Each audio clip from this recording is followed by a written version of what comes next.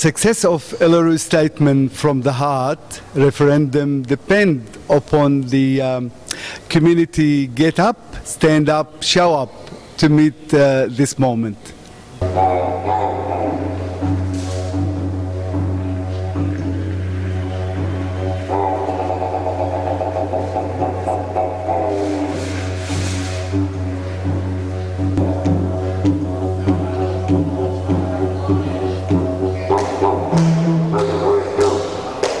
Where am I? I'm Auntie Lynn Martin and I'm from the Bankstown, Canterbury area, and I'm here to talk about the Statement from the Heart. Now, it's a very important document to us because it means a lot, but it's not the first time we've asked for this recognition. It was back in 1938, and Joe Anderson down on Saltpan Creek, he sent a petition and demanded equal rights for Aboriginal people on this land. I'm Uncle John. I'm a Wiradjuri Dungari fella. Now, I'd like to say my thank you to Canterbury Bankstown and also Riverwood Community Centre for making this event possible with this about Bankstown harmony. Now, that being said, the ULURU Statement, I find it has a strong possibility for our peoples, especially of this country. I'm Councillor Badra Waiva, Roseline Ward in Canterbury Bankstown City Council. Thank you for Riverwood community to celebration of Lido Dog statement to give to Honourable Tony Buck.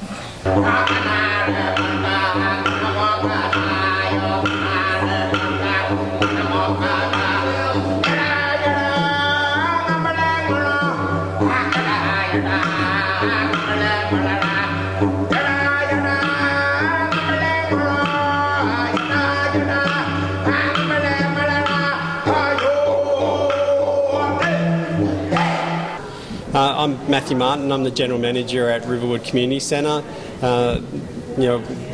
Riverwood Community Centre are a big part of the community, and a big part of our community is the First Nations people. And days like today are really looking at trying to celebrate and improve the options for Indigenous youth especially. It's great to connect with the leaders, the local Indigenous population in Riverwood and Canterbury Bankstown regions. The Riverwood Community Centre are 100% behind the referendum for Indigenous population.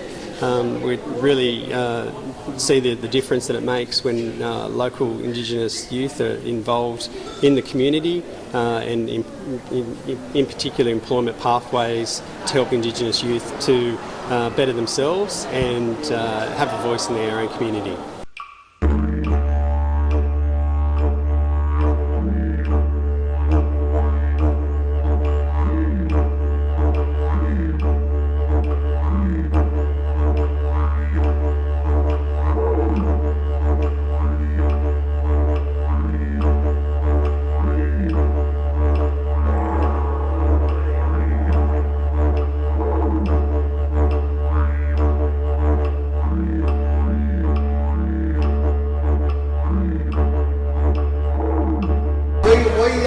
Actually, everyone, just welcome to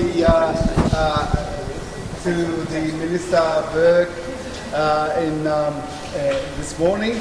Actually, we have a privilege to hand the statement, ULURU Statement, to the Minister Burke on behalf of the community. We start now with the performance. And then a word from Tony, and then we hand out the statement. That is song and dance that the 1950 uses a song and dance which is from Blue Strapper called Good that we represent Bruna Kanchil, bringing in with Mari dances. The song and dance is called Yolo Paripang. Yolo Paripang means the people of the sand that sees. We sing this song to welcome in all the good spirits of everyone's ancestors here today, and also to welcome everyone here. In our language, to welcome we say Yora.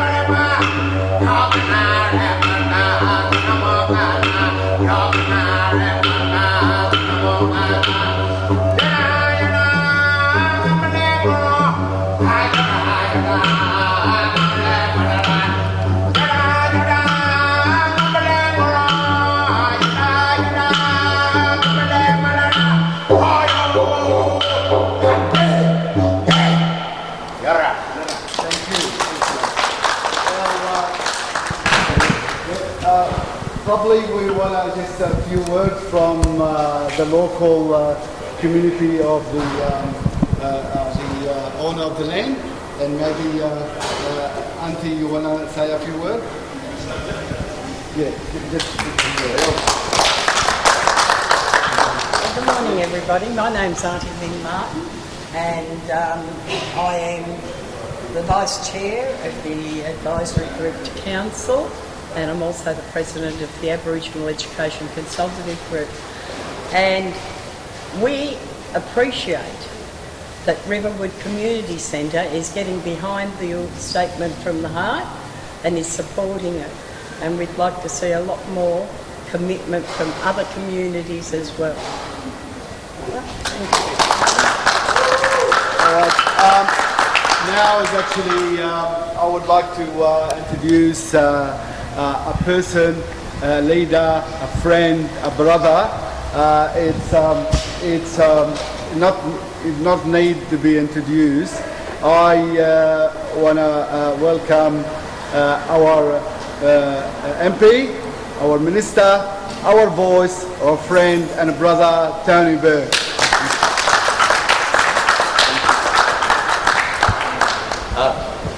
Thanks so much, and thank you for the welcome, Auntie Lynn, and thank you for the welcome as well. North Stradbroke is a beautiful, beautiful part of Australia. But we're on Bidjigal land here, and for anyone who hasn't read the book The Sydney Wars, I just recommend, you'll see references to Punch Bowl. You'll see references to points of some really significant conflict, and some terrible events as well, but we should know our own history. It's really important. So I just recommend for people, let me just do the index search. You'll see suburb after suburb in our local area in that book, The Sydney Wars. But I think we often forget when we get welcome to country what a generous thing that is. There's every reason for someone to not say welcome. And it's a real point of generosity and decency when we are welcomed to country. But the other thing that's incredibly generous and decent that I'd encourage everyone to read is the ULURU Statement from the Heart. It wasn't written by government. I remember as a Member of Parliament waiting for it to come out. We had no idea what was going to be in it. This is a statement that is owned by the traditional owners of this land. And they could have put anything in it, and they put in a statement that is unbelievably generous, that basically reaches a hand out and says, let's walk together. I was with the Prime Minister last night. He started his speech the same way he has started every single major speech I've heard him since election night. And that's with these words: I recommit as Prime Minister of this nation to delivering the ULURU Statement from the Heart in full. He starts every speech with those words.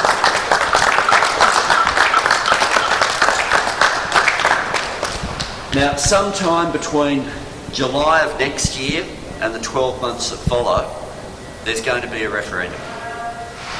And some people will say, oh, if you're not guaranteed winning a referendum, should we do it? Should we go ahead with it? If we weren't going ahead with it, it'd be like conceding defeat. We have to go ahead with this, and we have to make sure we win. What the Riverwood Community Centre has done here, and what your leadership there, Carl Saleh, has done is really important. We need every community group to start getting behind the ULURU Statement from the Heart. We have an incredible opportunity. First Nations of Australia have done something decent and generous in reaching out their hands. We now have to decide if we're as decent and generous as we should be in reaching out and holding that hand and walking together. So for all of us, there's two sorts of Australian stories. There's stories like mine, which have involved immigration, and there's stories which have lived here since the first sunrise.